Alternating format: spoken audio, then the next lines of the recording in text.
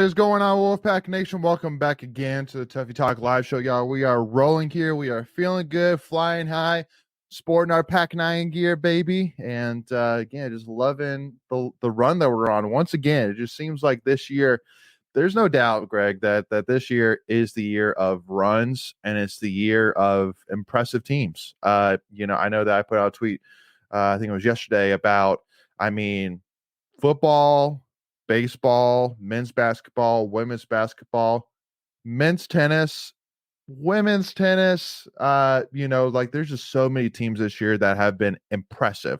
Not necessarily great, but just more of that they accomplished something that was not expected. And that's really been the theme this year. Yeah, a lot of teams making postseason play, like you said, some of those making deep runs, and we got one more potentially left in us, and so we're really at this home stretch, and we have one more series, and then we're right into postseason, like we're saying. And before we know it, this time next week, we'll be preparing for ACC tournament. Now, obviously, there's still a lot to be figured out and sorted out, and seeding to be done. State can finish anywhere from, a slim outside shot of second. That one's on life support, but we can finish second anywhere to like 6th or 7th. That's how tight it is. And I don't, and I say that because I don't know. I haven't really looked at all the tie-breaking scenarios because there's a lot of teams that are 1 or 2 games away from like second place at this point. So I know there's some things that we hold, like Duke's probably a couple more games back, even though they're a game back because we swept them. But anyway, that'll all be sorted out this weekend. Yep. No, and it's really an exciting opportunity, for this team. Is just, I guess we'll kind of talk about it here, but obviously Wake Forest, coming off of a huge series win against number 2 Clemson, and this is a team that was preseason ranked, number 1 in the country by most, if not all, voting polls, and. So we know that they have talent, but just this year they just haven't really been able to put things together. They're coming in hot, obviously, again, coming off of a huge series win against Clemson. Yep. We're coming off a huge win on the road at number 10 Virginia. But I'm sitting here, and again, we'll kind of talk a little bit more about the RPI and what it would take for us to host a regional, because I think that's the biggest question to every state fan right now is what is the likelihood of us hosting a regional? Yep. But right now, I'm saying it's a great thing that, in my opinion, that Wake Forest did well against Clemson, because right now they're put as a top 10 team RPI, generally a top 10 in terms of just general top 25 voting. So we need, even though it's kind of crazy to think about because we've had so many opportunities and so many big wins this season, that apparently we need one more. Yeah, it is no secret that the midweek games have hurt us this year. You can even make the argument not winning any games at Louisville or Georgia Tech. Georgia Tech is really the one that's tough. Louisville has come on as of late. But each of those series we were dealing with injuries, especially at the pitching position. So I'm not as disappointed in that. You had, Sam didn't pitch in one of those games. Logan hasn't pitched in a lot of those games. So, and of course we talked about the Willitson injury. These guys are just been battling all year, and they're figuring it out at the right time. ACC series. This was the first rubber match. What's the weird thing about this was Virginia was the first, series where it took a third game to decide who was going to win the series. And, we did that, on the road, which is, even more impressive. But that just goes to how, states either, dominated the series or kind of gotten dominated. And so this was the first one where we had to go figure it out on a Sunday. And our third, having Logan Whitaker as your third starter, who was a Friday starter last year, that's a good position to be in. And I love what we have right now in our starting rotation. I love what we have on the back end with the bullpen, with the long relievers, and we'll talk about them. And of course, you got D-Rock closing it out. But even if you needed it, you got Dudan, who could also close too, depending on the situation you got in any kind of postseason play. Yeah. What up, Michael? What's up? What's up? Couldn't You're good. And yeah, we already got, and also got to give a shout out to the people in the chat too, who are already getting things rolling here. So again, y'all, any questions, thoughts, comments, concerns, make sure to get them in here in the chat. But yeah, I want to address James real quick. Yeah, he's right with the Q1, Q2 losses, But when you play the sixth strongest schedule in the country, you're gonna have a lot of Q1 games, and so I get the point he's making here. But you beat a lot of top 10 teams at the same time. Yeah. There's no. I don't think there's a team in the country that has the series wins that we do. I mean, that's 4 against top 15 teams, 1 other split, and you got another one against the top 15 team coming up this weekend. Yeah, and you can't make excuses, but if it wasn't for the injuries of the pitching staff, those midweek games look a lot different, in my opinion. If I get it. You have to go out and play with what you got, but a lot of those freshman arms were having to figure it out real early in the season, and they were having to figure it out on the fly. And if you take the first half versus the second half of those freshman arms, that should count for something.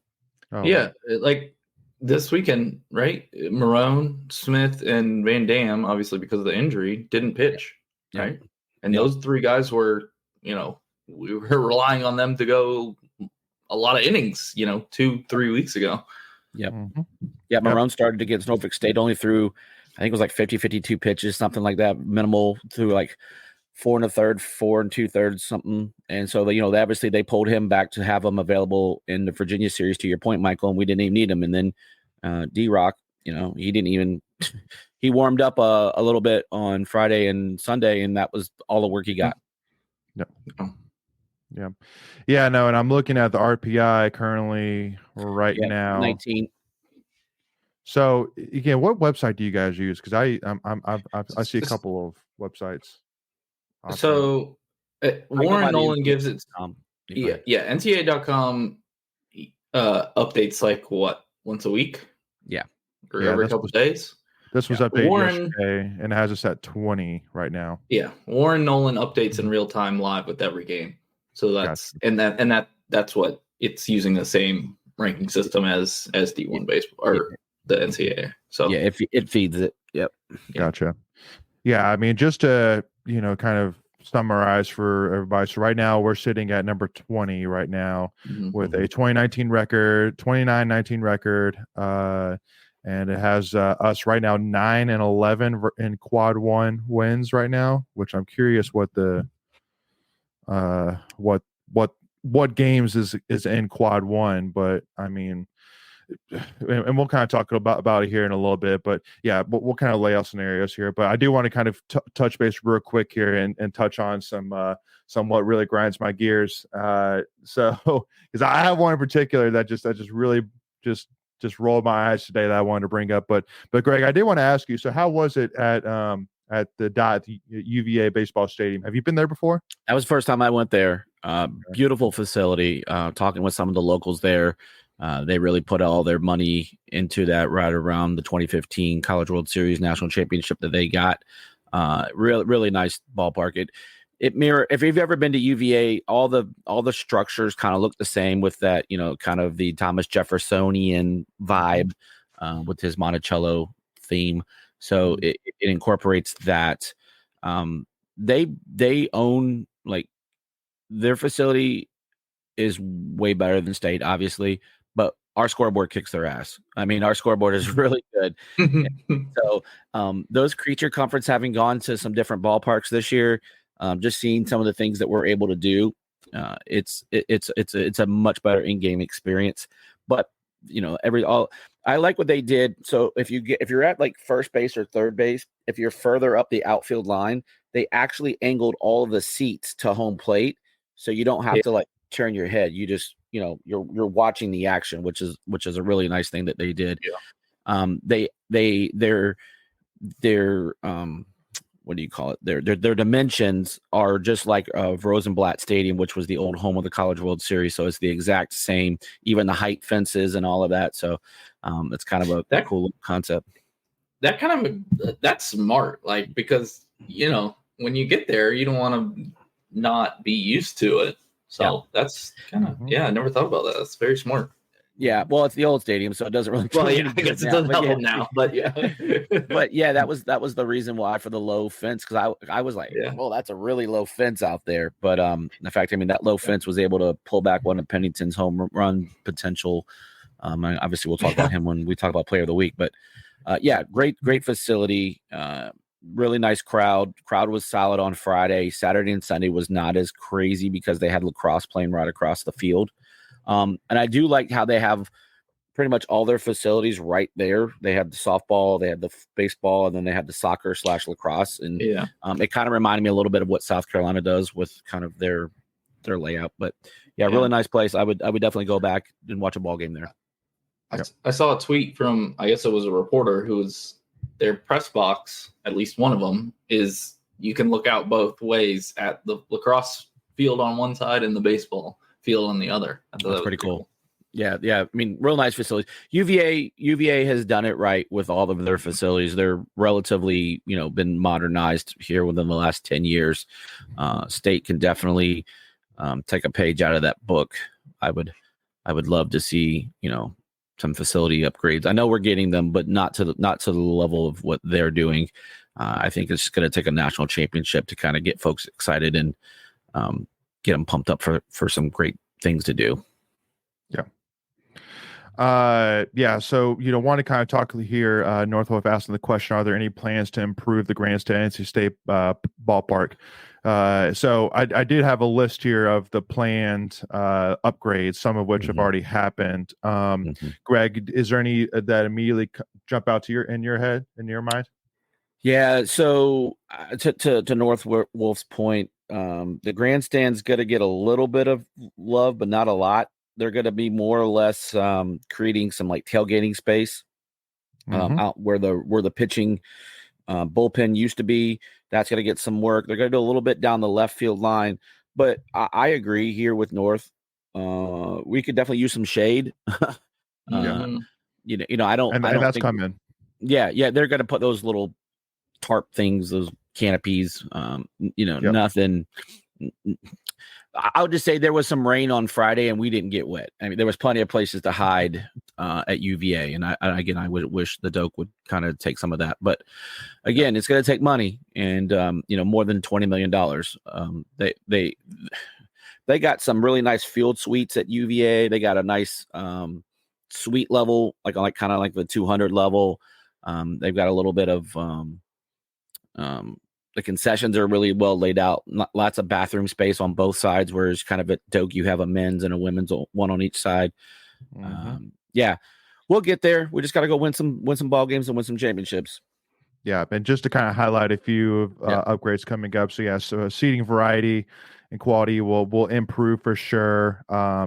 Premium entertainment space, like you talked about, concession upgrades even too, which I don't think that hasn't happened yet. No. So that'll come. But then from the team side, the pitching lab, new batting facility, new weight room.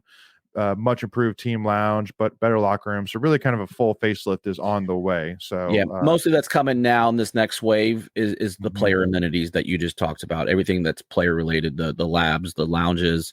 I think they're still going to do, I hope they're doing more concession unless they're calling that little sausage stand behind the press box the concession upgrade. I mean, it's cute, but bathrooms 100%. Would be nice. I really the bathroom facilities would be better. When you have a full when we host regionals this year, that bathroom line is going to be out the door, and you don't want to miss any of the action having to use the facilities. But agree more. So anyway, so one thing that I guess we'll kind of move over to the really grinds my gears. And the first one, which I got to bring up specifically, is something that really grinded many fans' gears, which was after Game 2, in terms of how the pitching was handled. And Greg and Michael, I want to kind of get y'all's thoughts. There was multiple people that were talking about, so Don Fritton pitched 5 2/3 innings, gave up 6 earned runs, and then you basically had just kind of like a sprinkle of pitchers basically from there on out between Carson Kelly, John Morala, Jackson Lucas, and Heath Andrews. And a lot of people were frustrated, seeming like that basically how that pitching was handled was basically like we're throwing away Game 2 and we're getting ready and focusing on Game 3. But like you were even saying before the show, Greg, one pitcher that can figure it out. And I mean, we're able to score. Like we have the offense that's capable of coming back from a deficit. So I mean, I know that a move like this is kind of like going for 2 or going for it on 4th down in football, where it's like you're an idiot if it doesn't work, but you're a genius if it does work. So looking back at it now, you're like, man, what a genius move by Avent, because we were able to, basically put in all hands on deck for game 3 and win the series. But I mean, what were your initial thoughts, Greg, here? And I want to hear your thoughts here too, Michael, on it as well, in terms of how the pitching was handled in game 2. Yeah, Savino, who was pitching for the Cavaliers, he only had 3 strikeouts, but he kept us really off balance, and we just really couldn't get anything going. I didn't think Fritton threw bad. He had some unlucky hits. I mean, they got a couple down the line that was just perfectly placed, a couple of bloopers. We just didn't have an answer until late.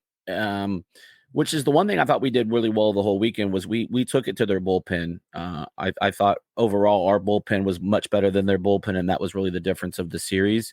Mm-hmm. But I could see kind of where people were thinking that, like, you're kind of throwing it in. But, you kind of play the odds on that. Like you said, if it works out, you look like a genius. If not, people will second guess it.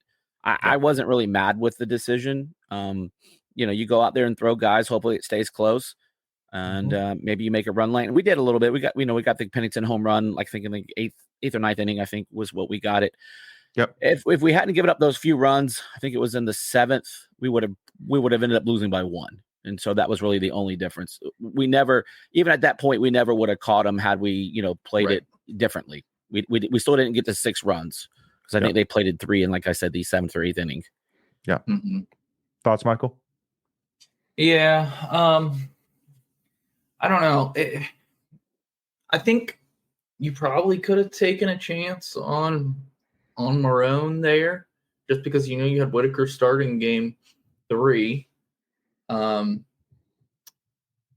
again, like Greg was saying, I mean, we really hadn't been hitting this guy at all, and maybe if we score a couple runs earlier and do get back in it, maybe then you go to Marone or Smith there when it's 6-4 instead of 6-1. But I don't know. It's always hard. You never know. You don't want to burn arms in a game that's already lost, especially when you've got a game 3 rubber match coming up. So you want to make sure you've got all hands on deck for that. Yeah, I mean, I'm kind of split here. I mean, being down 6-1, because we got down 6-1 in the bottom of the 6th, or in the 6th inning. Sorry. So, I mean, there's still plenty of time, plenty of outs still, on the table to go and get some runs to get back into it. So, but I also think as well, I'm sure Avent thought about how injury filled we are at the pitching in the bullpen area. So, we just don't have a lot to work with. So, well, again, at that point, it's 6-1. Savino has thrown 4 or 5 innings at that point. He's only at 80 pitches. You think you might get another inning or 2 out of him. You don't know what UVA strategy is going to be. Yeah. And so, like I said, you haven't been really hitting him. You had 3 hits against the dude. I'm looking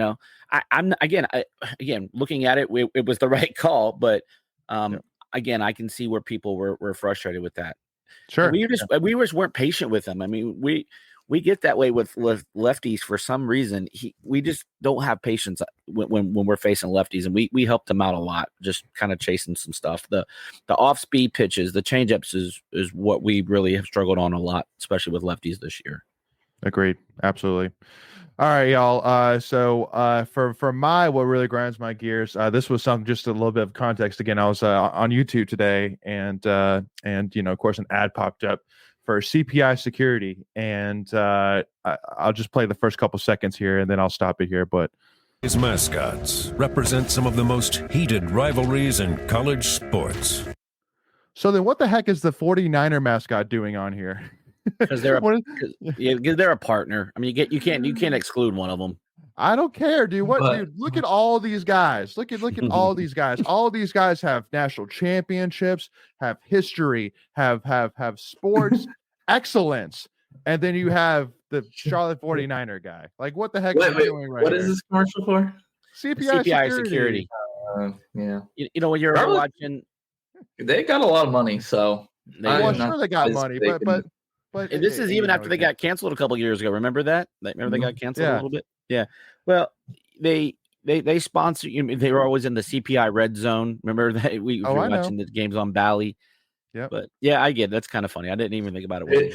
It does stick out a little bit compared to all the other ones. But it's like which one of these don't belong kind of memes.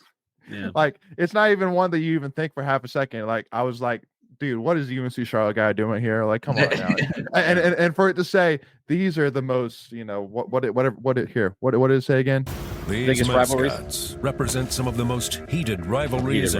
The most heated rivalries. What does the Niner mascot have a heated rivalry? He didn't say all. He said some of the most heated. That Tennessee Charlotte rivalry is a big one. Let me tell you. I know, right? Yeah. People wait all year for those tickets to go on sale. Hey, home and home series 2038 and 2039. Better watch out for those. Well, and if the UNC Board of Governors gets their way, they're get or not the UNC Board of Governors. It was the state Senate or Congress or whatever it was. House of Reps. House of Reps. Mandating that we play them on a yearly rotating basis. That's going to help the old RPI in football. And that was the other thing I'm laughing at here is how when he got interviewed by Giulio Novis, how he said, like UNC Charlotte's football program has become, a world, a top class football program. And I'm sitting here like, okay, they haven't even had one I would call successful season yet. So let's chill out here. And this is now they've been a program for now over 10 years. So I don't know. Again, let's talk about that for a second. What are y'all's thoughts, Michael? I asked you first, Michael. What are your thoughts here in terms of the mandates for the House of Reps for specifically NC State and UNC in terms of scheduling and in-state opponents for football? I mean, I get it why they do it. It's good for the university system as a whole, but I don't know. I am not a fan of being required to play them. Like you want to have control of your own schedule. So I'm not against playing them at all, but I don't want to be required to play them. Sure. Greg? I'm just glad they took away from the fentanyl crisis to tackle this big topic here. Yeah. I don't know. Yeah, that's getting into something else too. But I know. There's a little really, these are the issues we're tackling. Right. Let's go take care of our people before we worry about a college football game. What are we doing, guys? It's a slow week in the Congress, or the House of Representatives, whatever you guys call it down there. I didn't go to North Carolina Saviors class, so I apologize for not getting it, whatever they call it down there. But I don't know. Just someone trying to make a name for themselves. They probably got some constituents who like, you know what? I'm going to get me some votes, so I'm going to make them play each other every year. Maybe. Whatever. Yeah. Can I do it right? What grinds my gear? Absolutely. Go for it. What you got? Well, I need the cue. Oh, my fault, man. Sorry about that. I mean, come on, if you're going to do it. What really grinds my gears? People not be able to say Alec Makarenovich or whatever his name is. No, Makarevich. Oh my goodness! From they were screwing Amac's name up. It's Makarevich. It's not that freaking hard. So between the announcers watching ball games, the in-house PA person in UVA screwing it up, and like, do they not get a pronunciation guide? Like, and once you hear it the first time, it makes sense. Makarevich. It's easy. Makarevich. Yep. Yeah. Yep. So anyway, that's what grinds my gears. Sorry, Mac, they keep screwing your name up, but I'm sure you're used to it. In the 23, 24 years that you've been around. I thought he's played the most college baseball games out of any active player, like 250 games. 250. What was the number? Yeah. Crazy. He was 250. Yeah. So, but anyway, that's what grinds my gears. I got your back, AMAC. That's right. And just a reminder, though, too, that we do, as of right now, which again, subject to change, we do have right now scheduled a home and home series against UNC Charlotte in 2030 and 2031. So watch out for that. Yeah. But real quick, I know this is Tuffy talk, but you know the story behind their coach? That dude's like so rich, it's not even funny. Yeah. UNC Charlotte coach? Yeah. Which is why it's hilarious how he wears like the cut off shirts on the sidelines. Like he looks like a homeless guy that just put a headset on, but yet, he has all this money. He shops the Bill Belichick collection. It's It's a Southern Bill Belichick collection. Yeah. Yes, the salty Anyway, Bill Belichick with hey. the really 2 questions. That's what you're going to ask Yeah. us. Yeah. Yeah. I mean, bro, like when you got that much money, like you can do whatever the heck you want to do, man. Yeah. You can make your own statement. So That's anyway, right. let's get back to our show. But I still find that wild. Well, one bone I got to pick. James Alman here saying which mascot reps a team that won a national title in 40 plus years. Ducks. I think Listen, that's man. probably still Charlotte, right? That's still Charlotte for sure. And then for us, I mean, I don't know what you want me to say, man. I mean, Cross okay, country. cool. I mean, cross country. Cool. Boom, James. Yeah. Eddie Dallo, you've been burned. Boom. No, Roasted. I mean, I get Boom. what he's saying, like a revenue sport. We're talking football. Come on. I mean, the only thing Charlotte's known for is Not soccer. Okay, like so, but come on. And then True Seminole coming in here reminding us that yes, we do not play FSU this year. So we tried to play in baseball, but it rained. We tried to play in baseball, but it rained. And True Seminole, we won't get into all that. If you want to hear our thoughts on all that fiasco, tune in. In all seriousness, though, I mean, we're definitely thinking about them with their bad weather last Friday. That sucks. Yep. And hey, True Seminole, come through. We appreciate that like button. We appreciate you, True. Yeah. Appreciate you, man. Everyone's welcome. But no, Absolutely. with the inclement weather last Friday, that sucked to hear, and it sounded like no one was really injured. So it's just property that can be replaced. Absolutely. No, definitely praying for everybody there that was affected, no doubt.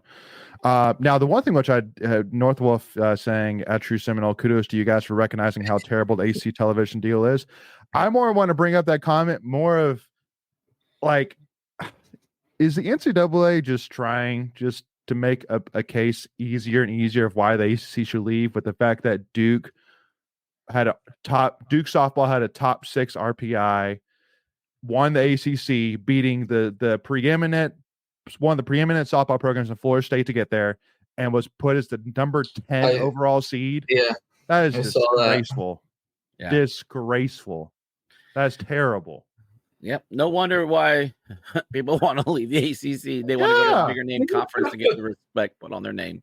In the meantime, the SEC celebrating because they have 13 teams that qualify for the NCAA tournament. The SEC had 13 teams qualify for the NCAA tournament, and then we have Duke, who has done everything that has been asked of them and then some to qualify as a top 8 overall seed, and they got put as 10th, which is bonkers. It's pretty crazy.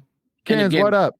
What's up, guys? What's up? Sorry, Greg, go ahead. No, and in other news, Florida plays lacrosse, but there's not an SEC conference for lacrosse, so they play in the American Athletic Conference for lacrosse, which I didn't even know that.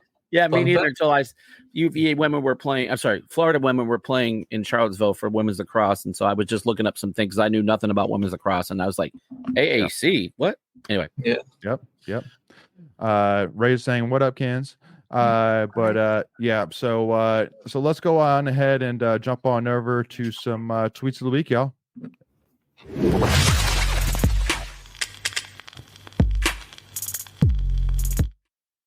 All righty. First big news here today. Transfer safety Jahad Carter has committed to the Wolfpack. He was originally started off his career at Syracuse and then transferred and spent 1 year at Ohio State before deciding to enter the transfer portal again, and now ending up here at NC State. Former All-ACC safety at Syracuse, tried to take advantage and go, to one of the top 5 college football programs in the sport. Completely understandable, and didn't work out. So now he's coming to NC State, which is one of the top 5 defensive schools in the country over the last few years. So shout out to him there. But I mean, Kens, let's get you in here. I think we're feeling a little bit better about defensive backs heading into next year. Would you agree? Yeah, I mean, this one helped a lot. I mean, I really didn't have any doubts going into the season, but I felt like we definitely needed some more depth on our defensive side, which I never thought I'd say before. But this addition today, like, I feel way more confident about it. Yeah. Michael, what you got? What are your thoughts? Yeah, I think that's a big pickup. I mean, it especially this late. I mean, a guy who was all ACC at Syracuse and then went to Ohio State, like that's a big It's a big pickup. Yep. Oh, and if I'm looking at this too, I think this is his last year of eligibility. I think he's Yep. he's a graduate. So I mean, he's a guy that, I mean, I'm assuming that if he's coming here, that even though we have all this depth, he's coming here to have a pretty good shot at a good amount of playing time, especially being an all-AC guy coming from Ohio State. I'm assuming, I mean, there's he'll get that playing time. We definitely weren't his only suitor, so I'm sure playing time and opportunity had to be on the table. So, which is interesting to me because just like I was saying, we do have so many guys that we've added and that we have. So, but you play 5 DBs, so true. That's 10 guys who are on your 2 deep in the secondary. So, you need at least a couple more for, like you said, depth, quality depth at least. Yeah. Especially with Brown moving down to linebacker, you wanted to make sure that you had plenty of people to backfill that position. And it's and it's a position where we're aggressive, stopping the run, and so that gives you I hate to say it, but opportunity to get injured, and so as much as we ask from that position. It's a very physically demanding position. I guess probably that's a better way of trying to say what I was trying to say. Yeah. And so, those guys come up and lay the wood depending on, the alignment that they're running for that play. Well, and the interesting thing too is that, I mean, we're now going to be not only just a very deep defensive back core, but we're also going to be a very older core as well. As we have 7 defensive backs that are seniors next year. Corey Coley Jr., Aiden White, Devin Boykin, Bishop Fitzgerald, Donovan Kaufman, Kerry Martin Jr., who we'll talk about here in a second, and then Jahad Carter. So, I mean, that's a good thing. Like, if you're going to win a championship, that's what you want. You want guys specifically in the safety area to be that vocal leader to add on to the linebacker core, which is going to be a little bit younger. So that's kind of something to think about. So that's really kind of my only really concern for next year. And again, we'll talk about this. We're going to be doing some episodes here soon, talking about football. But right now, if I'm talking about concerns, it's really just linebacker right now. Not necessarily in terms of potential, but in terms of it's more of it could go either way. But it also I immediately kind of catch myself with the fact that Tony Gibson is the linebackers coach. So my concerns, like hitting a steel wall down here at the bottom. I mean, you got Tony Gibson. We've been blessed with Peyton Wilson there for a while now. Yeah. So the fact that we're probably not going to get a Peyton Wilson. He's a generational talent, but I feel like we can definitely, with Tony Gibson as the leader, we can definitely fill that spot good. I think Sean Brown's going to do a really good job at linebacker position. Yeah. And I think Cam Riley decommitted. And, we didn't add another linebacker to backfill him. We went and got 2 safeties. So I think that also kind of speaks to how they feel about not only Sean Brown, but, some of the younger guys stepping up too. And we got another guy too. I don't know if we're going to talk about him, another transfer. Yep, right here. Kerry Martin Jr., safety from Akron, and then Chaz Wallace from Colorado, defensive line. But I mean, that's honestly a great point, Michael. Never honestly thought about that. That now, like just Fraser was saying, now our scholarship is full now. So now we're done with football. And the fact that we could have filled it with somebody else to replace Cam Riley, but instead went and got 2 safeties. That's a great point.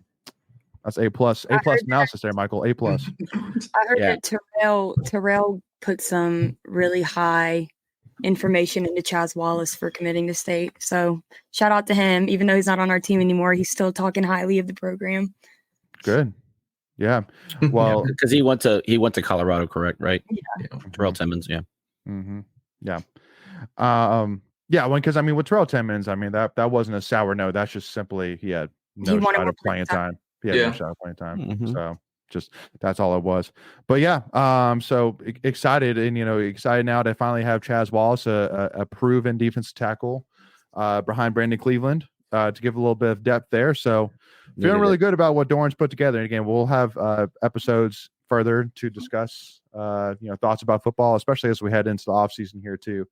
But love what we're doing here. Very, very excited about what the team's going to do. And instead of going after a third string quarterback in the transfer portal after spring ball, right? So you could have been that team, right?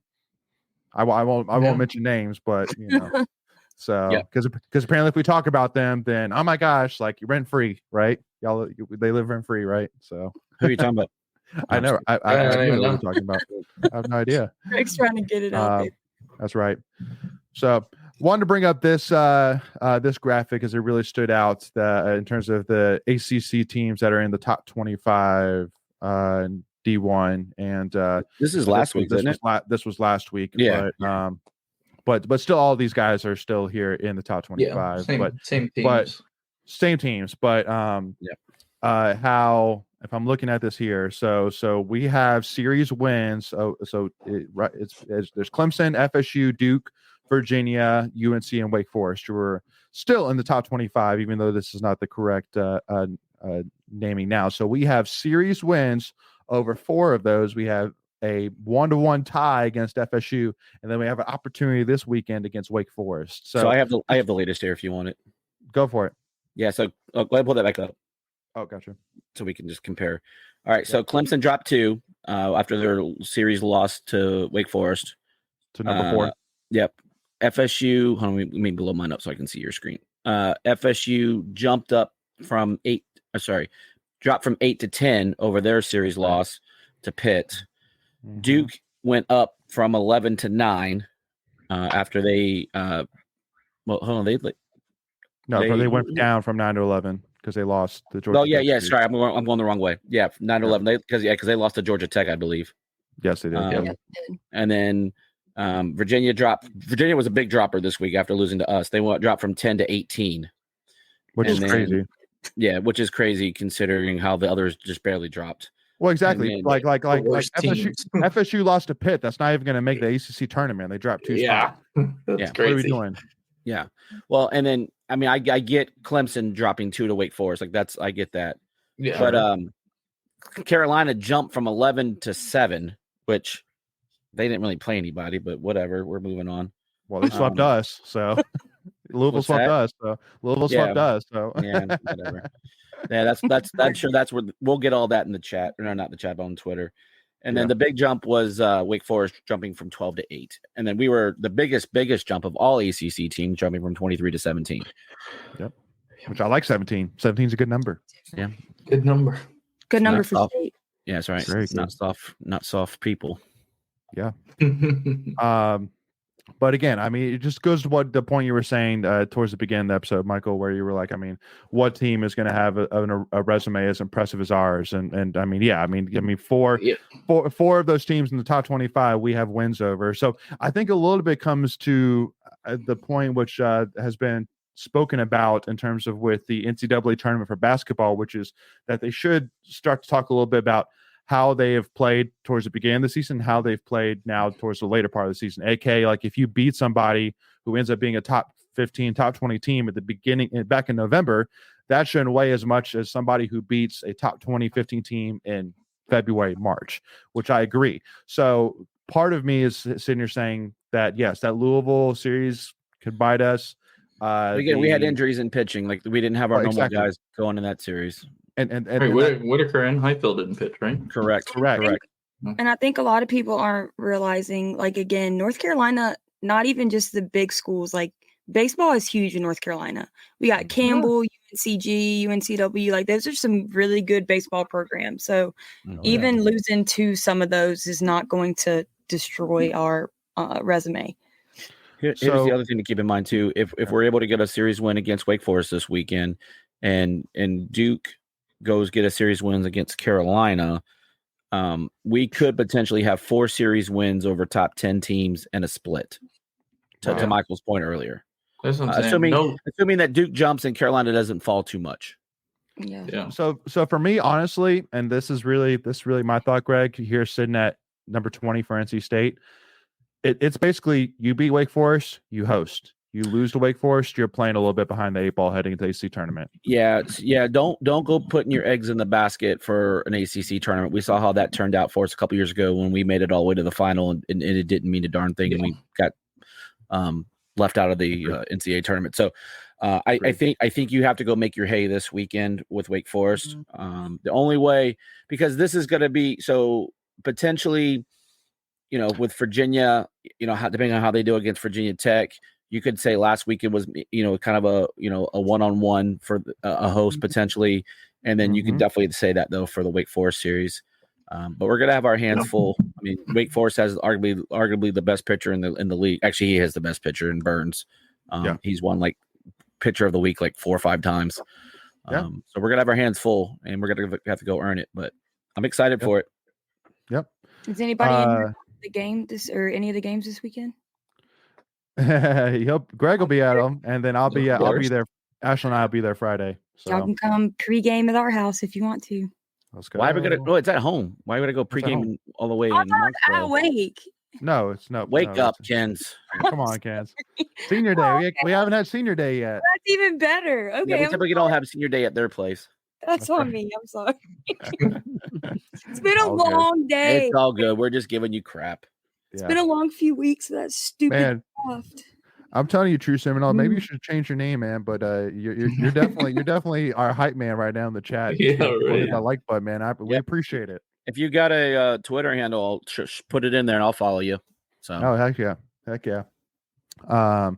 But anyway, so I wanted to move on as well to this lovely little prediction tabulation as well, where you had a bunch of D1 baseball staff pick who was going to win between NC State and Virginia. And let's see. Hold on. Let's count how many people picked NC State. I mean, it looks like they were trying to do a bingo card and blacking out the bingo card. That's basically what they did. And basically, for those listening in, all 11 D1 staff members. D1 staff members picked Virginia to beat NC State, including Steven Scoosh, Big Donkey, who is a former UVA pitcher. So, Steven, I'm saying, come on, man, get that home wrecker thought process out of your head, man, and look at NC State that we're freaking red hot, and we win, baby. That's what we do now. All right, like come D1 is D1 publication is usually pretty good and pretty nice to us. They speak pretty favorable of us, but I guess not when it comes to UVA. They might have some more UVA staff.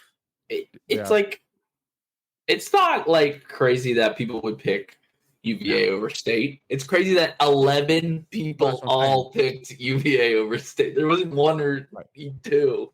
Yeah, usually there's one. It's like, you know what? I'm going to go against the grain. That way I can talk all this smack. Like, y'all said it was this, and I took that. Nope. Every single they one. They're all drinking that UVA Kool-Aid. Yep. No, that orange Kool-Aid. Yep. So I don't know, but I'm here shout out to for it. Lock On Wolfpack for saving that tweet. They're the ones that posted that. So we'll make sure we give them their shout out. So. Absolutely. Shout out to Ken and the boys, man. And Grayson. Yes, thank you. I was just trying to blink. Same. But shout out as well to the man himself, man. The guy that right now, NC State batting is a 3-headed monster, and Alex Microwavich,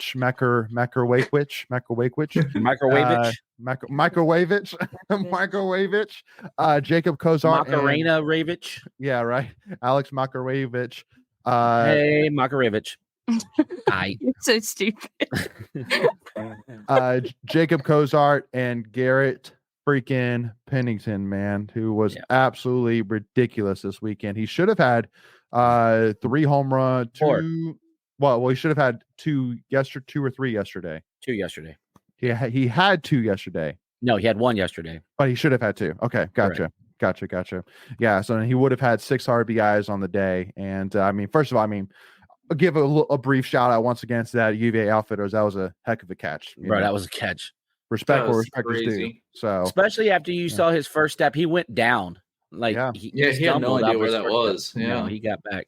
No, made the catch. But yeah, if I can real quick, 647. He batted 647 for the week. 11 for 17, 10 RBIs, 3 home runs.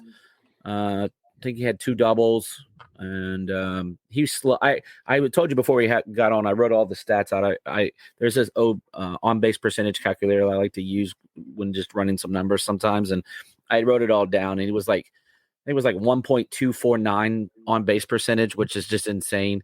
I think he got hit by 2 pitches, and I think he had 3 walks, and I think 2 of them were intentional because UVA didn't want any of that smoke after the weekend he had, but he homered in every game over the weekend. So, and he made a really nice, couple nice plays at first on defense.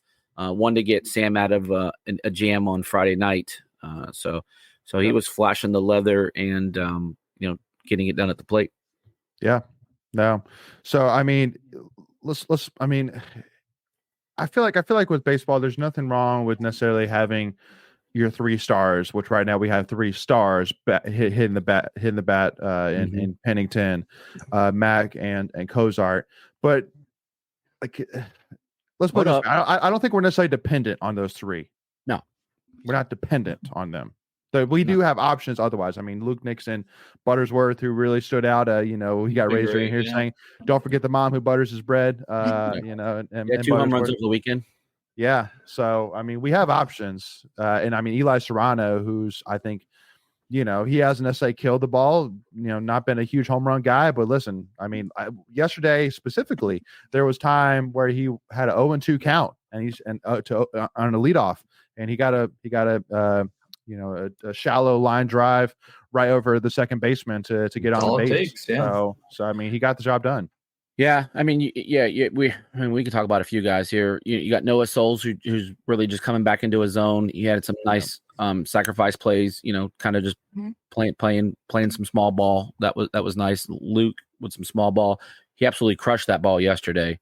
But I'm just trying to think who else. Alex Sosa is. Oh, yeah, Sosa's the really big one. He's starting to get out of it, having coming back from his illness and just kind of starting to find his groove. So if he can, I made a tweet last week. I said, watch out for Sosa, doing some damage.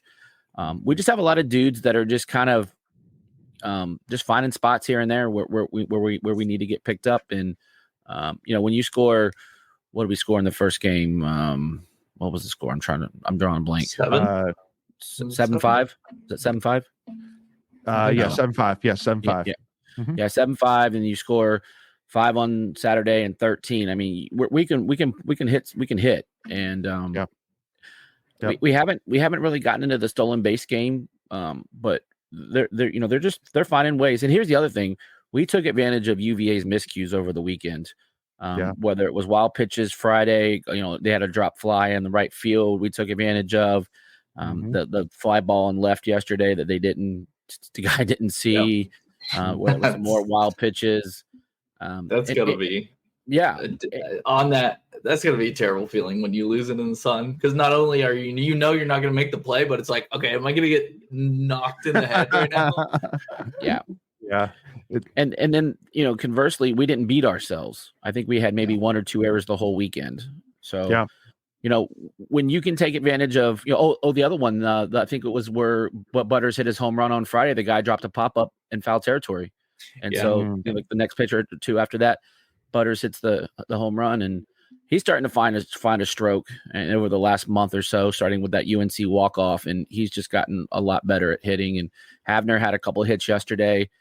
So you just guys again, just stepping up for this team. When someone goes down, someone comes up, and just contributes, and it's a beautiful thing to see. I'm excited about this team. This team. So funny, real quick. I came home after my 2-hour drive home, and Kristen's upstairs putting a few things away, and she comes down. I'm already rewatching the baseball game. She's like, "What are you doing?" And she saw the score. She says, "Oh, you're watching the game again." I was like, "Yeah, I got to be able to remember everything to talk about it tonight." So, what a guy! Look at Greg like doing his homework, man. That's what's up. That's why I pay him the big bucks right there. Actually, I was just trying to find myself on TV. That's really the only reason why. I was about to say, I think that's it. But great weekend in Charlottesville. Well, especially since I saw you too yesterday wearing our new baseball uni this year, right? Yeah, the red jersey. Yeah, I love that jersey. Sick. I think sick. I love it. Yeah, it's a good one. But got to give an extra shout out too, as well, to Consiglia, man, who Wolfpack Stats really came out with this stat here. When he faced Clemson, FSU, and now UVA on the road, he's thrown a total of 14.2 innings while only giving up 8 hits, 0 extra base hits, 11 strikeouts, and only 5 walks. Yeah, that's crazy. So I mean, against those 3 teams too. Dang. Well, he's just another one of those arms that we were just talking about earlier with Dudan and Duden came in on Friday, pretty much locked it down. And that's really the other thing, 2 pitchers on Friday, had the bullpen game on Sunday, 2 pitchers yesterday. Look, I tweeted it out last night. If you give me 6 innings and I only got to throw 2 guys, I like our chances every game.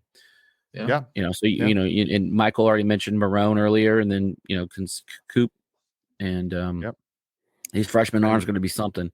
By the way, shout out to his mom, Derek Smith. Yeah, shout out to his mom, Melissa, whose birthday was Saturday. Coop's mom was Saturday. So not only did Coop go out and do a nice thing on Mother's Day, and she probably rewarded her with because I think that's his first win. I think. It was his first win. I think it was because I heard him talking after the game. Well, just to confirm for anybody who's confused, Cooper's this guy's a freshman, and those stats you just heard, that's from a freshman. So I mean, it really poses the question, like if everything was candies and nuts, and we were fully healthy. I mean, top 5 easily, man. Like, right? Yeah, because we're finally back healthy, and still don't have our Matt Wilson, who is going to be the Saturday starter coming into the season. So yeah, you would have had 4 quality starters. Everybody gets those midweek games look so much different with Willitson in this lineup. Oh God, because you probably throw. I don't know.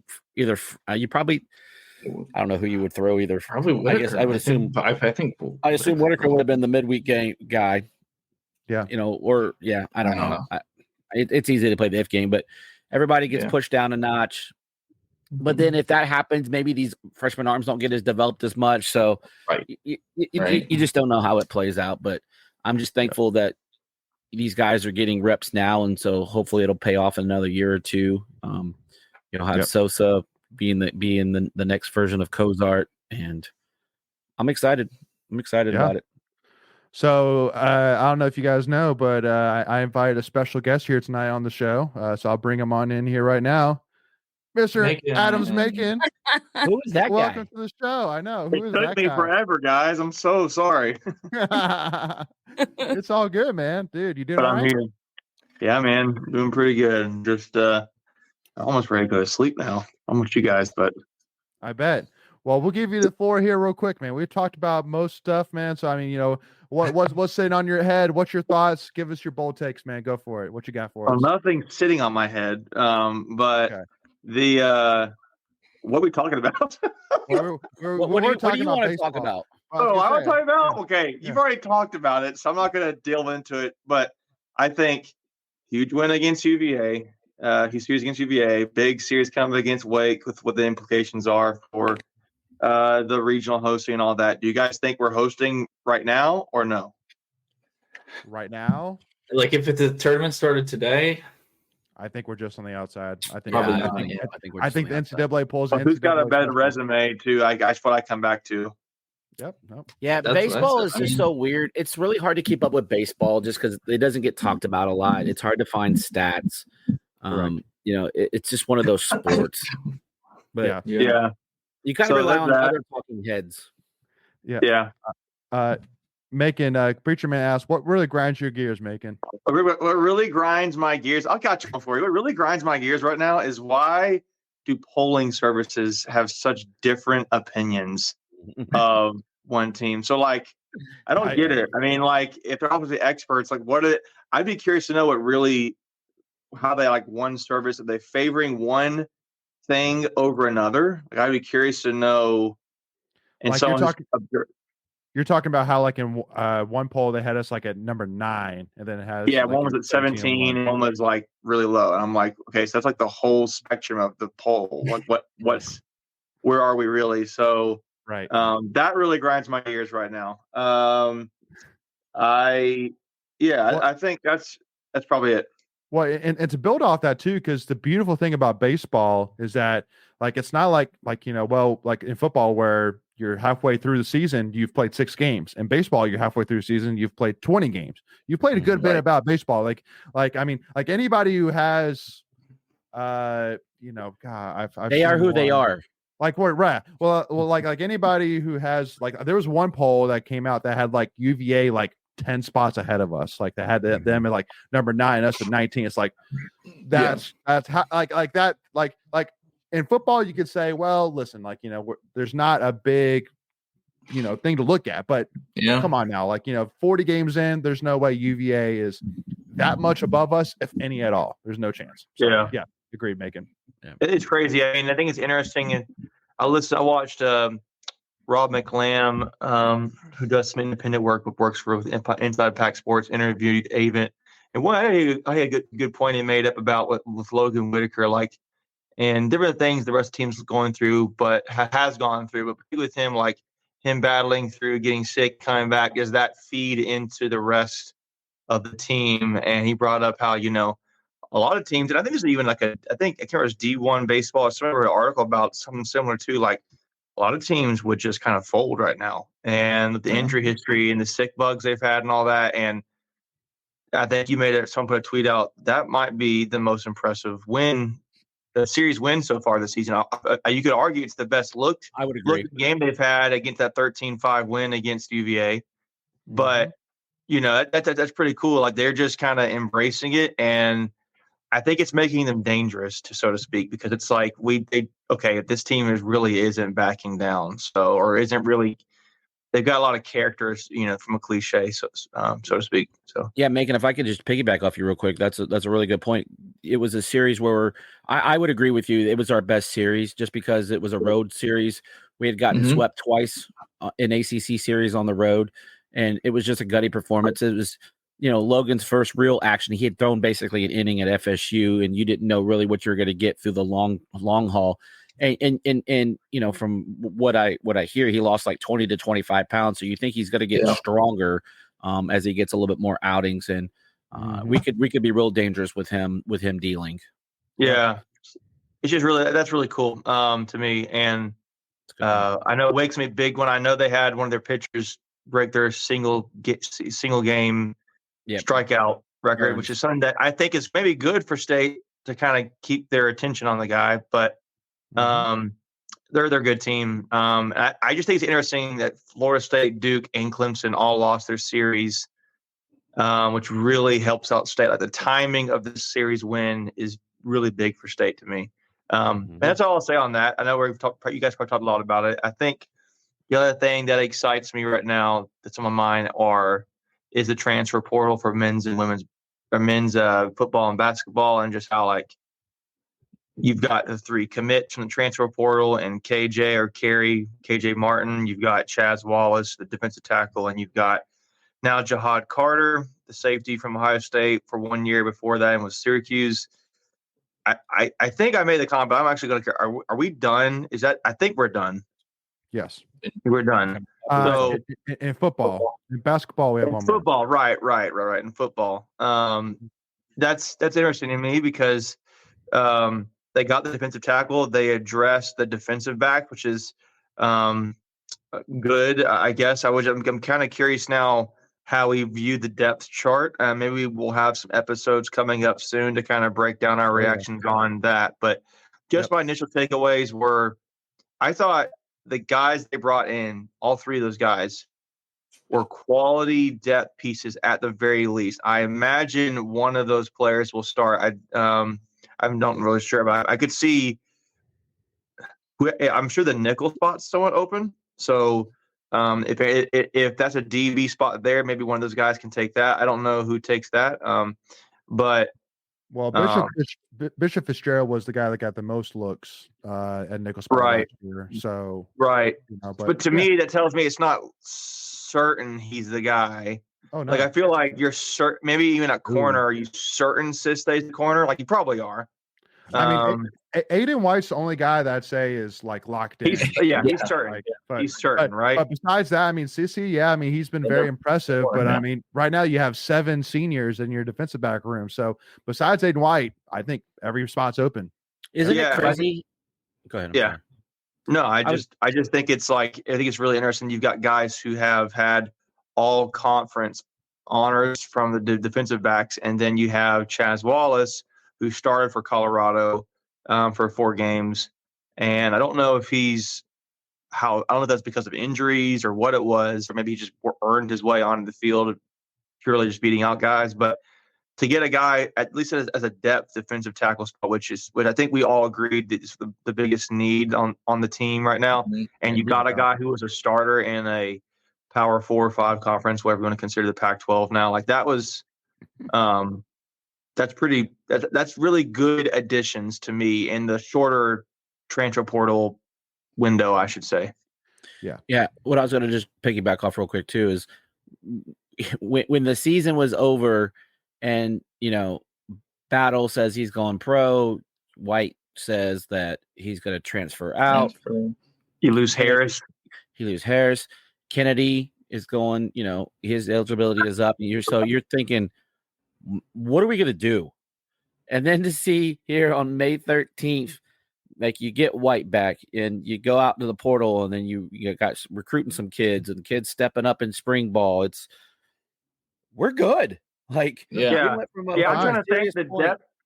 Yeah. Because that was the position we were really talking about, that and kind of linebacker, because you're replacing Peyton Wilson. But it's the one area we thought, we're not so sure. So who are our DBs right now? White, Cisse, Fitzgerald. You've got Fagan as a depth piece. You have Boykin. So maybe Boykin's a nickel. Maybe he's a safety. Yeah, but I don't think they're counting on him to be healthy. Right. I'm just trying to think who's there. Like I'm trying to think if I'm missing. But Zach Myers. Well, and again, and we spent a little bit of time on this earlier, making. We'll do episodes about this, so I don't want to spend too much more time on this. But but the point which we made earlier is that so basically in the defensive back room you have 7 seniors: Corey Coley Jr., the transfer, Aiden White, Devin Boykin, Bishop Fitzgerald, Donovan Kaufman, Kerry Martin Jr., and Jahard Carter. You got some options, man. Yeah. So we're set in defense. Yeah. Like you said, at a minimum, special teamers, right? At the very minimum. Yeah, and I won't get into all the things I still wish they would have gone and done, but there's plenty of summer for that, buddy. Right. So really excited to get those 3 guys. And then I'm excited to see what State does in the basketball transfer portals. I think that also closes Wednesday, if I'm not mistaken. Yeah. Because summer classes start, I think, Wednesday or somewhere around there, somewhere soon. So I'm very excited about that. I won't keep going on, but those are just some things that are on my mind right now that I'm pretty excited about. So, yep. Go ahead. Finish your point, and then I got something. Go ahead. Well, only thing else I was going to say is that once this portal window does close for basketball, we'll definitely do some episodes talk about that as well in terms of thoughts on the additions, what the team will look like for next year as well. Go ahead, Greg. No, I had a late addition for what grinds my gears. Okay, all right. He wants the cue. You know what really grinds my gears? Macon showing up late. We have to redo the whole show in like 5 minutes. Yeah, I know, dude. That's what I said. You got to cut me off. No. Cut me off. Hey, we're just happy to see your face, buddy. It's been it's all good, man. It's all good. We can't all be real fans like Greg, okay? It's so hard to do. So I mean, someone has to do it.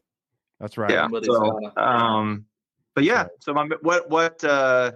I guess what are your thoughts about this weekend coming up? I think if they can do it, I'm curious to see how the bullpen rotation is going to look moving forward. But so it's funny. So here, let me put this in real quick. So Preacher Man asked the question: would it be smart to not throw Highfield when Burns pitches? So the first thing I'll immediately say, 2 things. First and foremost is that to me would be a move, basically to say we're gonna move on from we're okay being at a disadvantage in one game. Like that's basically what that would be saying. That might not be what actually is happening, but that's how it would come up. It sets the wrong precedent. It sets the wrong tone. Right. It's like wait, what are you trying to say? Like you're saying that we can't win this game, like that we're just it's done and over with. But then part 2, I would say there's not a hotter team right now on Fridays right now than NC State. So if it ain't broke, don't fix it. So, you're putting Sam Highfield out there on Friday. That is 100% happening. Sell the house, sell the car, sell the baby if you have to, and put it all on the line that Sam Highfield will start on Friday. Thursday, but yes. Thursday, sorry. Well, yes. No, it's okay. Yeah. It's his last start in the dope, by the way. Like you don't think he's not ready for that? Regular season. Yeah, regular season. Yeah. No, but we're gonna host one more. I get what you're to your point. Yeah. To your point on Friday, State playing well on Fridays this week. It'll be Thursday. But we State beat Carolina on Thursday. beat Santucci from Duke, and Arnold from Florida State on Friday night matchups. So, yeah. And those are probably the two best pitchers outside of Chase Burns from Wake in the ACC. Yeah. So I don't think there's any reason, no reason to, shy away from that. No. Yeah, I think.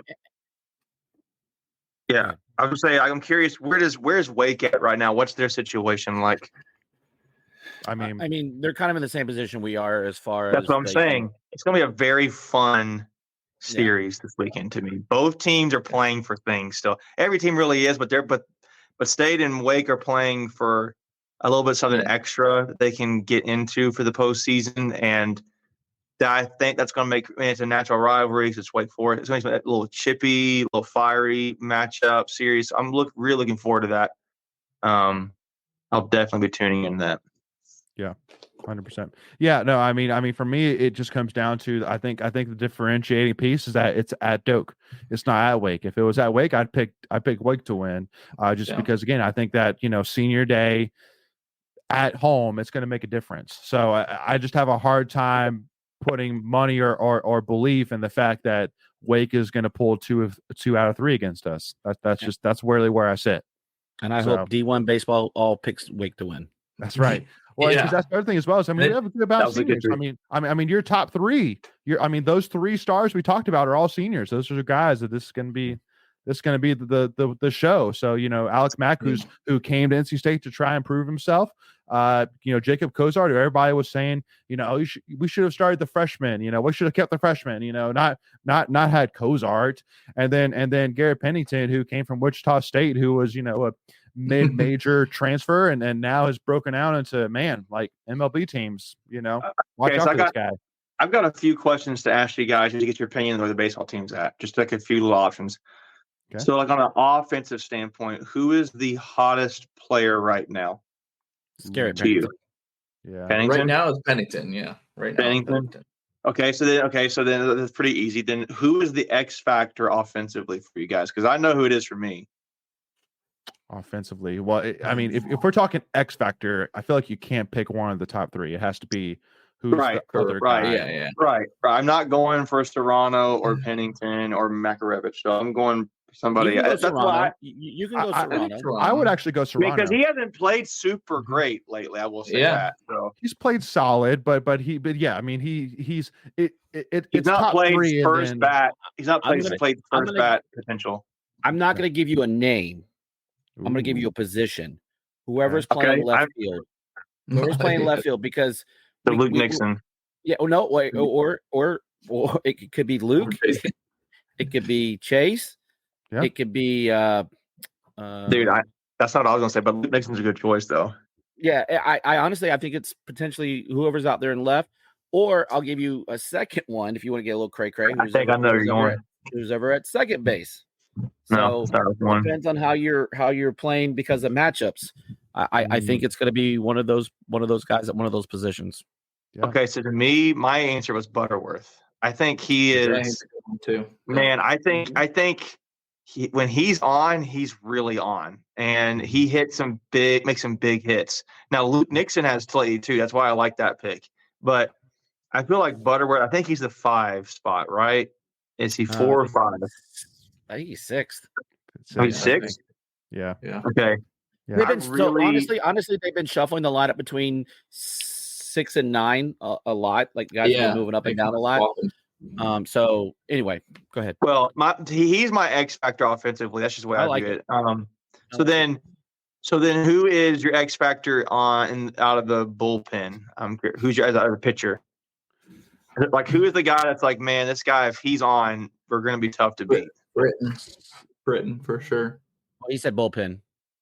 Yeah, bullpen. Okay, just go pitching. Just go pitching. Because you could pick Whitaker or Highfield. I thought those are easy ones. So I'm thinking I agree. Some people say Consiglio. Some people say Derek Brown. Because you're making Greg. Let me make the case for you very easily. And the fact that if we are going to include starters, then it's Fritton. Why? Because that second 100%. Game. Because it's the second game. So if you win that game, you have an opportunity right there to win the series. If you lose that game, then you have to win that game. So you need Fritton to be on his A game no matter what, especially in this series. And I think he just hasn't, He pitched hasn't up been to his what he potential was. that people expected him to be this year after his freshman year. Nope. So, if he can really be that guy who's expected to be, and he's been solid. Obviously, he's the Saturday starter right now. So, Yeah, agreed. Yeah, you can take this a multitude of ways, and I don't think you're wrong. I mean, if you gave me Fritton, Dudan, Consiglio, Derek or Smith, if you gave me one of those four names, I would have a hard time arguing against you. Yep. But I'm gonna go. It's really hard too because putting all my friendships aside with family members, Correct. It's just strictly. It's a subjective thing, but just observations wise. Yeah, I want to go Duden. Because see, Duden to me, he's like on all the time. I feel like I haven't seen a bad game from him. That's why I'm almost Jackson Lucas. Like Lucas has shown flashes this year. Sure. I agree with that a little bit. But he, to me, I'm not like, I don't know what is count time. Let me rephrase that. Yeah. I don't expect him to have like an average of games where he's on, he's off. I just kind of like, oh man, he's shown flashes. That's the way I kind of view Jackson Lucas. Yeah. But he's still a freshman. That's why it's hard for me to put a lot of. That's why an X factor for me, putting it on a freshman, it's like it makes sense from the pure respect of what an X factor is, right? Someone that you're not expecting. Yeah. But they're also a freshman at the same time. That's what Duden and Consiglio aren't they both freshmen? Mm-hmm. Yep. Sorry, Brown and Brown. Who's Brown? Derek Brown. Derek Smith. Derek Smith. Sorry, I don't know what I'm thinking of Derek Brown. Derek Smith. Okay. You're thinking Devontae Brown. I don't know what I'm thinking. It's 9:15. So no, Derek Smith is not a freshman. Yes, but because I'm telling you all this right now, man. Like Dudan, like a freshman pitcher that can throw a ball at 98 miles. He's got some swagger to him. With a nasty slider. Yeah, he's got a little something like little flavor to his throws. I like that. He's what they got. He's got what they call stuff. Yeah, he's got the stuff. Yeah. He's got the swagger to him. I like it. Major league stuff. Yeah, well, the pure fact that he gives up the home run on Friday night and comes back and just lasers in and gets like the next guys, like he was like, okay, yeah, all right, you got me on that one. But he didn't lose focus. He didn't get derailed, especially as a freshman, right? That's a moment where you might see a freshman, of lesser in fortitude, if you will, crumble, and he didn't. Why'd you look at me when you said lesser in fortitude, Greg? Why'd you look at me when you said that? I was looking at anyone that wanted to look at me. It was your beautiful eyes that caught my attention. Nobody, Greg. That's nobody. In the dark. Well, because that intestinal fortitude, like it showed on Friday night. Well, because if somebody were to ask me why should I get involved with NIL for baseball, I would specifically say to hold on to Dudan because Dudan's going to be a guy that's going to get offers. This entire freshman class, bro. This is going to be this freshman class stays together. Yeah. And here's the thing: they all genuinely love each other. Some of these kids play with each other in like Florida. A lot of Florida kids on this team. But even the ones that are from North Carolina, they've all just bonded really well. So I could definitely see, and they're getting playing time, right? And that typically is why you see kids leave is when they're not getting playing time, and so that they're getting playing time this early. It definitely bodes well for the future. Yeah. No, and again, I mean, and again, just because I'm going to be tailgating with you, Greg, this weekend, so I know I'm going to see a lot of parents there. So I'm not saying anything bad against others. I'm just saying a freshman pitcher who can I don't throw say anything bad anyway. Who can throw you were off this camera. It is on. But well, you were sitting there earlier, like nervous, like you were going to pin him. But no, for me too. But I'm saying a freshman pitcher that can throw about 98 miles an hour, that's not common, folks. That's not. He's going to get stronger too. Like he's going to get stronger, which is incredible to think. No, what I was going to say is like it's tough for me to say bad things, and I try to keep everything factually based because it's hard to argue with facts. Sure. But asking like who the X factor is like try to pick your favorite kid. Right? Literally. I just feel like there's a name that maybe some people come to mind. For me, it was Butterworth because to me it's like, dude, makes sense. If he's on, we are hard to beat. Like, I don't know. I get that vibe from him. I don't know why, but I do. So agreed. I'm telling you, man. If we pitch two pitchers, like I said earlier, on Friday and two pitchers on Sunday, we're gonna win a damn series. Like we're just not gonna lose series. I'm sorry. When you have which was wild. Yeah, it's wild when you don't win. You're not winning a lot of weekday mini series kind of things, and you're winning the big, more critical ones. You haven't lost a big critical one really. Yeah, So and this, I mean, knock this on one wood. I want to say about Sam, like, he's quietly 5-1. We're not really talking about him, and he kind of. I was joking with his dad on Friday night, and we were just like, look, he just hung around. We scored like in the 7th inning to take the lead, or 6th inning, I think it was. Stayed in. And he stayed in long enough to get a win. He just battles. He's like that grizzly vet that just finds a way. He's not going to probably overpower you with his fastball, but his good location. He keeps people off balance. He just does the little things, and if it keeps you hanging around, this offense can take over. And so that's all you ask for, is just to hang around and figure a way out. And we have, by the way, we haven't even talked about this. We have 6 walk-off wins. Like, we haven't talked about that in a minute. So again, if you hasn't happened in a while either. So it's right. You're right. Good. Yeah, that's good. I honestly am kind of glad I don't want any more walk. Yeah. Like, I like the win part, about the walk off. I like to keep it I like to have the big lead. Yeah. Yeah. And State's only. I was looking at the resume after the game on Sunday, and State's only lost 2 true series. Right. Louisville, where you didn't have Whitaker or Highfill, and then Georgia Tech. Georgia Tech one was bad. You had everybody available. And Butters didn't play in that series. I think he only played in like one of the games. Yeah. So he got hurt. So, and that's the thing. Like, we haven't even had like our full complement of lineup. Willitson aside, because we knew we lost him early in the season before Scott started, but we haven't had our full complement of players all year, really. No. Yeah. No. At least not fully. I mean, except for game and we 1. won't. Van Dam and Hogue out now. Right. Yeah. But here's my thing though, Greg, and because there's no doubt in my mind, I can easily say this has been Avent's most impressive coaching job. I could argue in his career so far, man. It's up there, no doubt about it.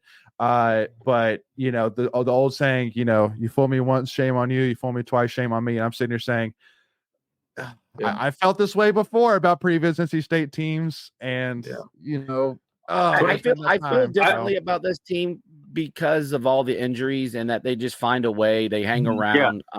They're not like, to the outsider. So let me talk, people not, inside the program or fans of the program. They're not going to wow you when you kind of look at some of their statistics.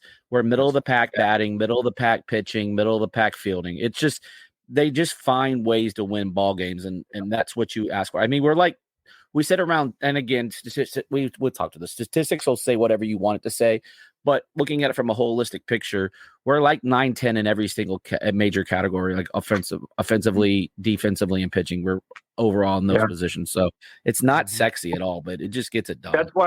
That's where I come back to. I feel like this team is very dangerous right now, because on paper they don't like. You don't. I almost wonder if you don't take them. I don't know if you take them too seriously, minus the series wins they've had. Like, it's like, right.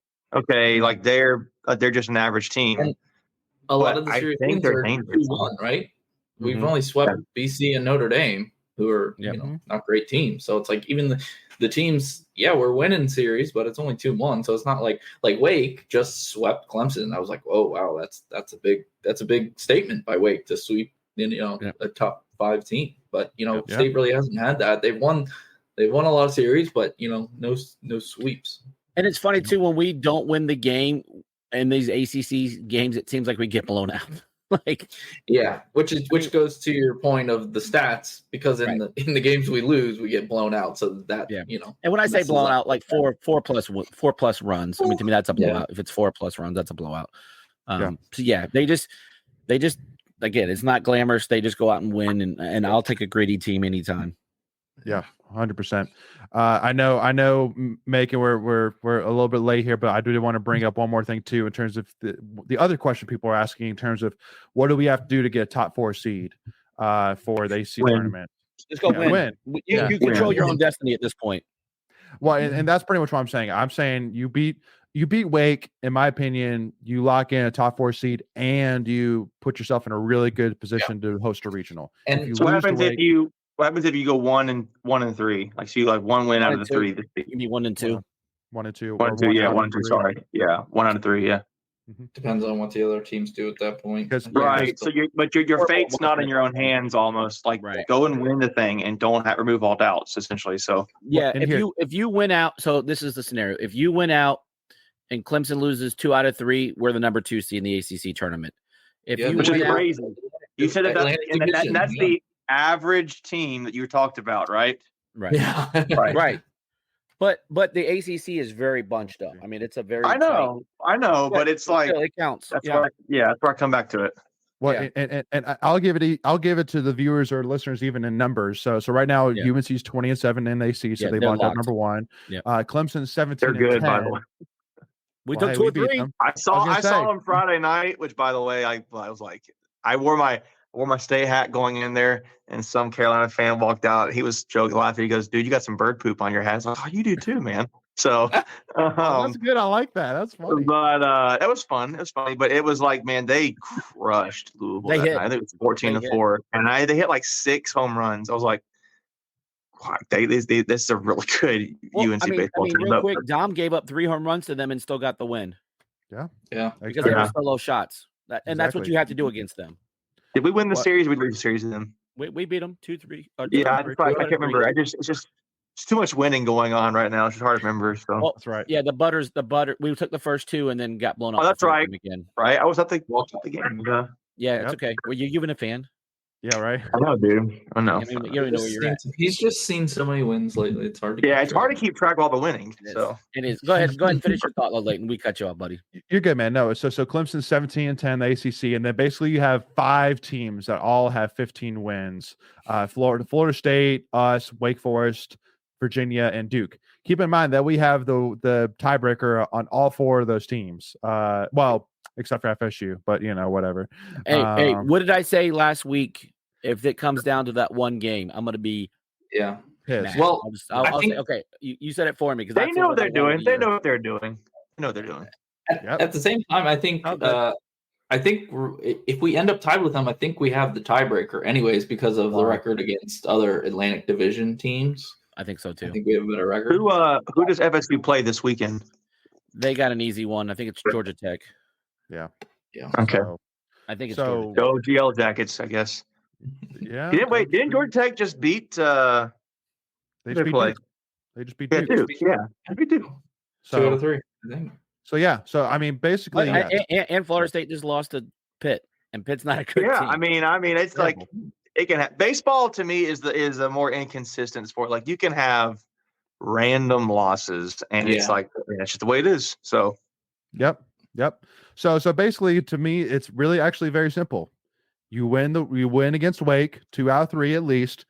You get a top 4 seed. You put yourself in a really, really good position to host a regional. You lose to Wake, you're probably more than likely that 5-6, and you're having to do some damage in the ACC tournament to really give. And you're going to be a 2 seed, probably traveling to either ECU or Mississippi State or like Kentucky potentially. Probably Mississippi State because we would go like the 15 or 16 place more than likely. But we'll see. I just don't want to. I just like the less I have to talk to ECU fans, the better. That's pretty much where I stand. Yeah, and we struggled with them this year. I mean, it was and hey, remember those comments of them saying, man, like you guys are doing way too bad. You guys are ruining our strength of schedule. And then there they are losing to Tulane. Yeah, like disgusting. And then you lost in a walk off to one of your former players. Ouch. So yeah, no, it's. But hey, so honestly, I'm okay if you face ECU because I'm sitting there saying, hey, listen, you got the first 2, we'll take the last one, baby. Kind of like how we did with Carolina and Duke, right? Kind of like Carolina and Duke in basketball. Yeah, you can have the regular season. We'll take the postseason. But hey, we got to get there first. I mean, there's still a ton of baseball to be played. Ton of baseball. 100%.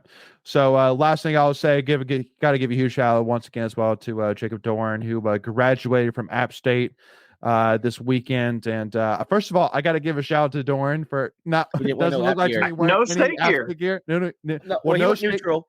No NC State, no App State, completely neutral, which I respect that. That's fair. If he wore Mrs. Doran wore the he was dad. He was dad that weekend. He was dad. He wasn't coach. He was dad. Amen. And absolutely. So, but I get like for Doran, if he would have worn stuff, I'd be like, dang. But then if he wore App State stuff, I'd be like, ugh. Right. He's a no-win situation. Yeah, exactly. So Macon had the good comment. He was in dad mode. That's the dad best way mode. to say it. Amen. Exactly right. So huge shout out there, Jacob, and excited for him and the whole Doran family for sure. Because I think but Sarah Doran was wearing yellow though. That's what I was gonna say. I said she rep for the family. She can do that. Yeah, and she could do Yeah. that. 100%. And that's mom. That's mom mode. That's right. Yeah. But I mean, again, hey, the Doran family's doing it right. You know, now Jacob is going to grad school. Luke, who's at NC State, and then Connor, who just accepted, I think it was a D2 football scholarship. So playing on Cardinal Gibbons. So yeah, I forgot where it was at. So they're doing things right. So shout out to the Doran family. Partner what? Maybe. Well, maybe. I don't know. Hey, Leighton, what's a hurricane for? I know you're looking at it. Oh yeah, dude. Hey, Greg, you know what the score is, man? Did you see 3 goals? 3-1, baby. Less than 5 minutes left. Hey, listen, I put out that tweet and I stand by it. At the end of the day, I put it out there. I haven't deleted it. It's still out there. But right now, I'm thinking about that GIFs where it's like every single time I put it out, they pull me right back in, and that's basically where I am right now. I'm like, because Frank's like, shut up, stop talking. No, I was looking up. Connor Doran went to East Tennessee State, so give him his props. East Tennessee. ETSU, okay. ETSU. They are the Buccaneers. Buccaneers. Yeah. But yeah, I mean, because I told Greg, I said if we win this game, it's going 7. You're not losing game 6. You're not losing at home. Back at home. You're not losing that game. So it's going 7. So and By then the all way, the real pressure quick, on the Rangers because I don't want to talk about your stupid team. They have a good hashtag at East Tennessee State. Hashtag burn the boats. I like that. Burn the boats. What's Tampa Bay have, Greg? What's Tampa Bay's? 2 more Stanley Cup championships than no more Carolina. playoffs. And then I think we've got 2 more Super Bowl wins than the Carolina Panthers. That's a really long hashtag, Greg. That's the hashtag. It's like 167 characters. Holy cow. I think I hit the Twitter limit just on the hashtag. 2 more Stanley Cups than you and 2 more Super Bowls. Like, wow, that's a big long. Their marketing team sucks. Yeah. Suck. I think it's time to end it on that one. I agree. First of all, don't hire Greg for your marketing services, guys. Just don't do it. No, but you can hire me as a fan. Empty netter, 4-1, game over, baby. Really, Empty netter, we're going to glaze over that comment. We're going game 6, baby. Let's go. Glaze over that comment. All right. All right. Greg, we'll send you a jersey in the mail, man. So don't worry about it. Okay. Sounds great. That's right. Anyway, so shout out to True Seminole, first of all, who's been even though he's an FSU fan, we love, honestly, I think it's safe to say we've had Tar Heel fans on here. If you're a good fan, we got respect for you. Just don't be a jerk. Yeah, like Great Day. Unless you're a Canes fan, because we're a bunch of jerks. Hey, Greg, why not us, man? Why not us? I have one of those shirts, actually. Hey, Greg, Canes after this game is going to come out with a tweet, and it just says hashtag why not us, and you're going to love it. He's going to be like torn inside. Do I retweet this or not? I can't decide. I swear, if it comes from our account, I'm blocking it. I'm blocking Tuffy Talk if that comes from our account. The account. That's right. All right, guys. Well, thank you all so much for tuning in. We really do appreciate y'all. As again, we've said it before, and we'll remind everybody about it again. There's never been a better time to be an NC State fan. Get involved is making a difference. Everything you've seen in football, men's basketball, women's basketball, all of it, a lot of it has to do with the fact of how much NC State fans has gotten involved from an NIL Wolfpack Club perspective. So if you haven't already, make sure to go check out Wolfpack Club. Check out One Pack NIL. Check out Savage Wolves. Go get involved if you haven't already. Put your money where your mouth is, and let's go do what we need to win AC championships, y'all. And then from our end, y'all, if you haven't already, do us a big favor. Hit that subscribe button. Hit that notification bell if you haven't already. And then also, too, hit that like button if you haven't as well. As again, that goes a long way towards helping the YouTube algorithm get that video out in front of more people. And then also, too, if you're listening to this on Spotify, Apple Podcasts, wherever you listen to this, if you wouldn't mind leaving us a 5-star review, we'd greatly appreciate that as well, y'all. But thank you all so much for tuning in. We are so excited to celebrate the seniors this weekend. Send them out right, y'all. send them out with a series win, a top 4 ACC seed, and then put in a good spot for regional host, y'all. We'll see y'all then. Enjoy it, and go Pack, y'all. Y'all be good, man. And by the way, go Canes, baby. Go Canes.